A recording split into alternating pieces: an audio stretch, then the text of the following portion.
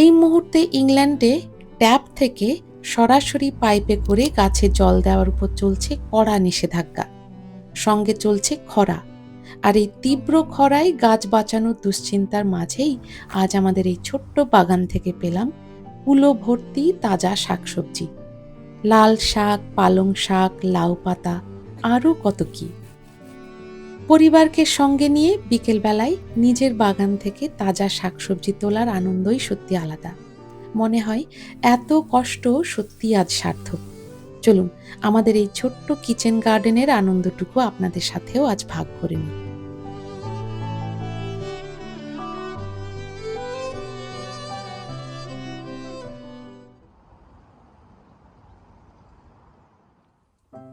কেমন আছেন সবাই? আশা করি যে যেখান থেকেই দেখছেন সবাই খুব ভালো আর সুস্থ আছেন।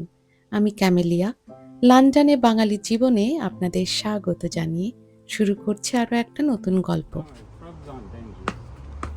কি দেখেছো লিয়ানা?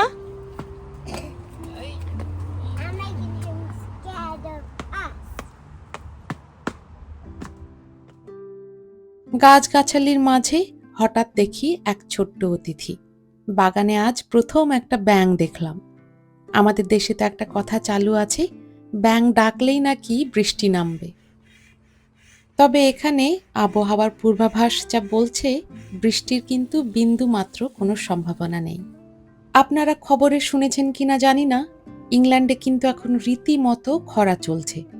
চিন্তা করে দেখুন, যে দেশে বছরে ৩৬৫ দিনই প্রায় বৃষ্টির আনাগোনা থাকে, সেই দেশে আজ প্রায় ১ মাস হয়ে গেল এক ফোঁটা বৃষ্টির দেখা নেই। পরিস্থিতি এতটাই কঠিন যে জলের কোম্পানিগুলো পরিষ্কার জানিয়ে দিয়েছে আগামী বৃহস্পতিবার থেকে বাগানে আর হোস পাইপ দিয়ে জল দেওয়া যাবে না। আর যদি কেউ এই নিয়ম ভঙ্গ করে তাহলে তার ১,০০,০০০ টাকা পর্যন্ত জরিমানা হতে পারে। সত্যি লন্ডনের এই চেনা আবহাওয়ার এমন অচেনা রূপ দেখতে সত্যিই অদ্ভুত লাগছে। Do you want to see something?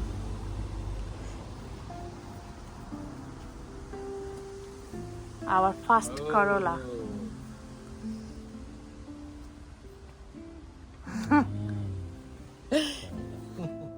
বাগানের হোস পাইপ ব্যান হওয়ার আগেই গাছগুলোতে প্রচুর পরিমাণে আজ জল দিয়ে নিলাম। এবার চলুন দেরি না করে কিছু সবজি তুলে নিই।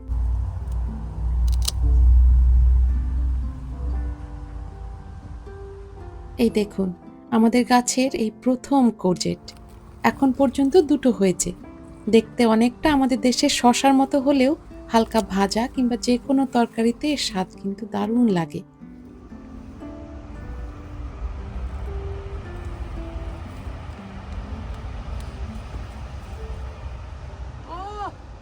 দারুণ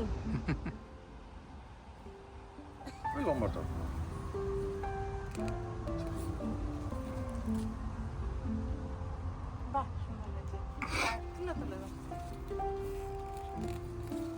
ছোটগুলো এবার বড় হবে।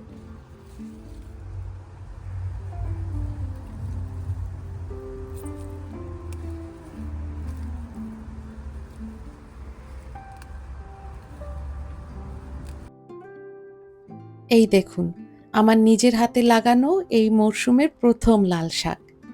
এর আগেও একবার চেষ্টা করেছিলাম বটে, কিন্তু সত্যি বলতে কি তখন সফল হয়নি। এবার তাই খুব বেশি না, অল্প কটা বীজই ছড়িয়েছিলাম, কিন্তু তাতেই যে এমন চমৎকার ফলন পাবো সত্যিই ভাবিনি। এত সুন্দর গাঢ় লাল শাকগুলো দেখে আমার আনন্দ আর ধরে রাখার জায়গা নেই। ছোটগুলো বড় হোক।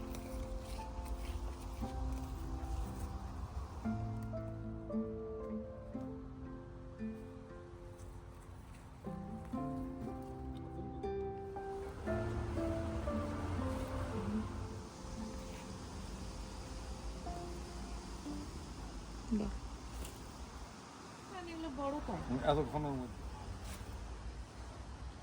দেখ কি পরিমাণ, এক আটি হয়েছে, আর এবার অর্গানিক একদম, কোনো সার নেই। 10 টাকা আটি, 10 টাকা আটির শাক। লাল শাকের একটা গন্ধ আছে না, কি সুন্দর একটা লাল শাকের, কি মজার গন্ধ আসে। চলুন গাছ থেকে কটা তাজা লঙ্কাও তুলে নিই। আসলে একজন বাগান প্রেমী হিসেবে বলতে পারেন এই হোস পাইপ ব্যান আর দীর্ঘ খরা দুটোই কিন্তু ভীষণ মন খারাপ করা খবর। বৃষ্টির অভাবে এখন ইংল্যান্ডের কোথাও আর সেই চেনা সবুজ ঘাস খুঁজে পাবেন না।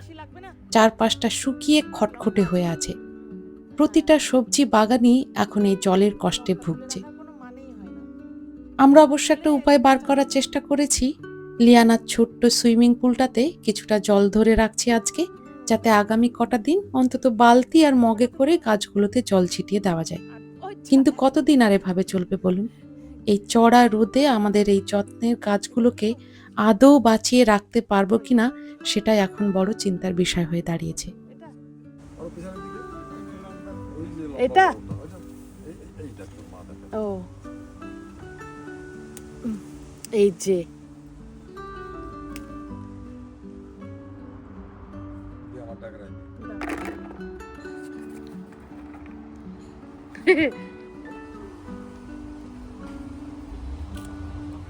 না না একদমই ছোট। ওইটাতে অনেক কষ্ট আছে, এটাতে না তোলাই ভালো।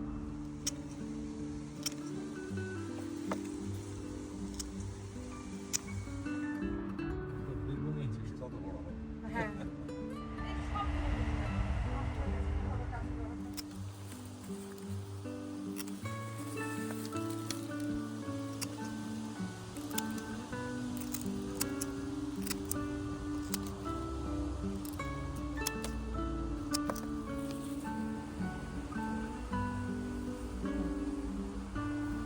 এটা একটু বাকি হয়ে গেছে, এটা একটা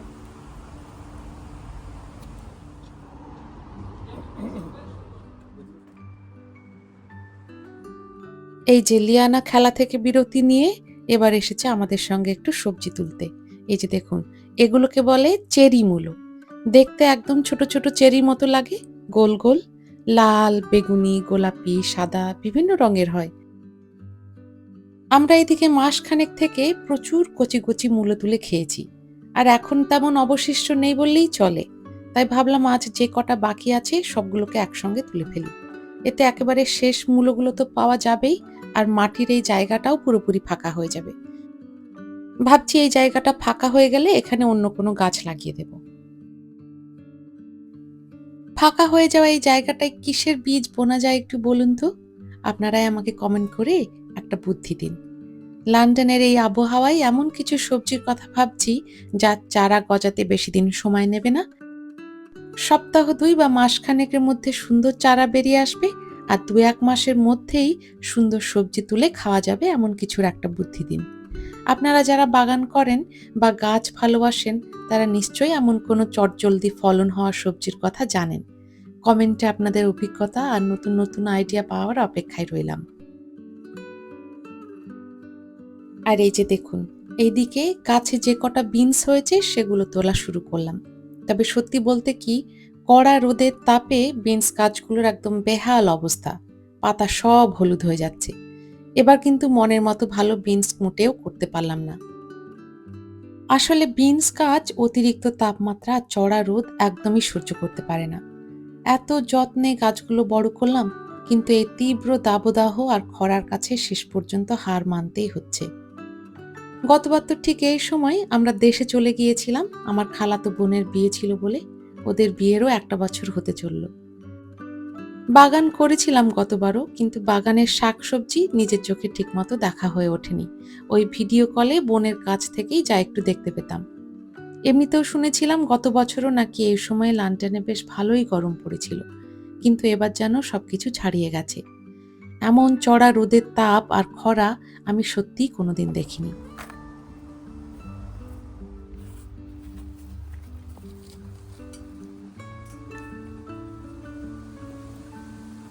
শেষের কটা মূলো ছিলই না।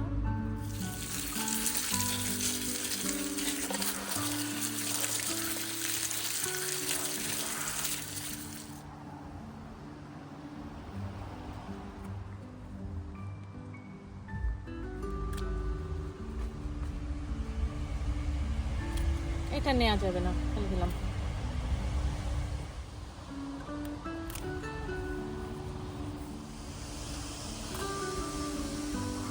ও দারুণ এই পাতাটা, এটা তুলে দিই।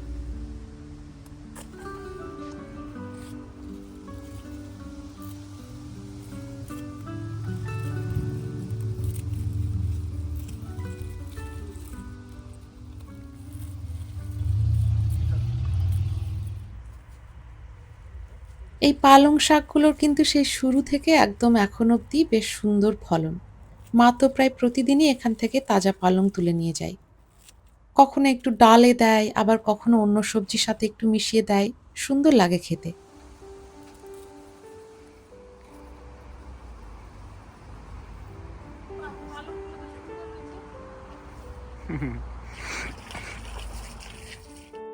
এই দেখুন, এক কুলো ভর্তি ভালোবাসা। চড়া রোদের মধ্যে এত খাটাখাটনি আর এই কড়া খরায় জল নিয়ে এত দুশ্চিন্তা, সব কষ্টের ফল আজ চোখের সামনে এই কুলোটায় বন্দি।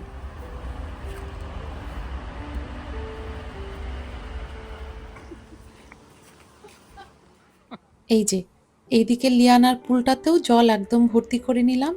এখন আপাতত এই পুলের জলটাই আমাদের ভরসা। তবে এই জলটা যখন ফুরিয়ে যাবে তখন ঘরের মধ্যে মেন ট্যাপ থেকে এক বালতি করে জল এনে তখন গাছে দিতে হবে। তাছাড়া তো আর কোনো উপায় নেই। গাছগুলোকে তো আর এইভাবে শুকিয়ে মরতে দেওয়া যায় না। তাই কষ্ট হলেও সেই পথটাই বেছে নিতে হবে।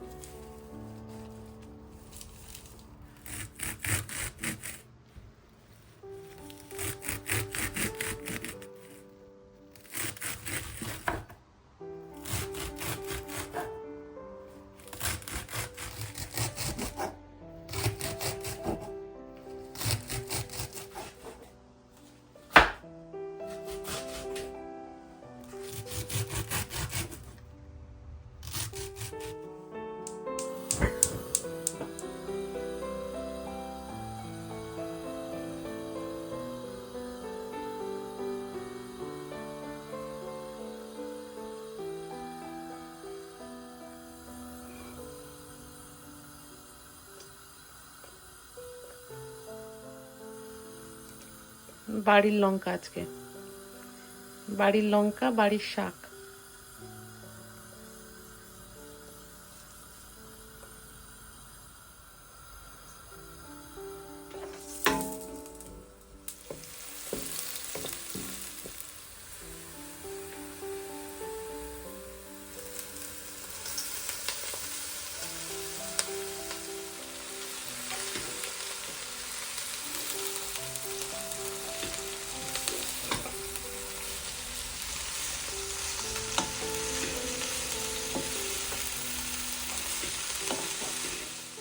নিজের বাগানের কচি লাল শাক, সতেজ পালং শাক আর তার সাথে কচি কচি লাউ পাতা, একদম নিজের হাতে পরম যত্নে ফলানো 3 ধরনের শাকের অপূর্ব মেলা। আর সেই তাজা শাকগুলো মায়ের হাতে হালকা তেল, সামান্য নুন আর বাড়িরই কাঁচা লঙ্কা দিয়ে চমৎকার করে ভাজা হচ্ছে। কি সুন্দর গন্ধ বেরিয়েছে। কি মনে হচ্ছে বাপি? দারুণ স্যার, দারুণ সেন্ট না? দেখতে সুন্দর লাগছে। দেখতে সুন্দর, রংটা কি গরম ভাত বলুন আর সামান্য একটু রুটি, যার সঙ্গে এই শাক ভাজা খাওয়া যাবে, একদম মনে হবে যেন অমৃত। নিজের হাতে ফলানো সবজি মা যখন এত সুন্দর করে ভালোবাসা দিয়ে রেঁধে দেন, তখন সেই স্বাদের কাছে পৃথিবীর সব খাবারই যেন ফিকে হয়ে যায়। চলুন তবে আজকের পর্বটি এই পর্যন্তই থাক। আশা করি আজকের পর্বটি আপনাদের ভালো লেগেছে। ভালো লাগলে একটা লাইক, শেয়ার আর সাবস্ক্রাইব করবেন। আপনাদের সকলের সুস্থতা কামনা করে পর্বটি এখানেই শেষ করছি। সবাই খুব ভালো থাকবেন, সুস্থ থাকবেন।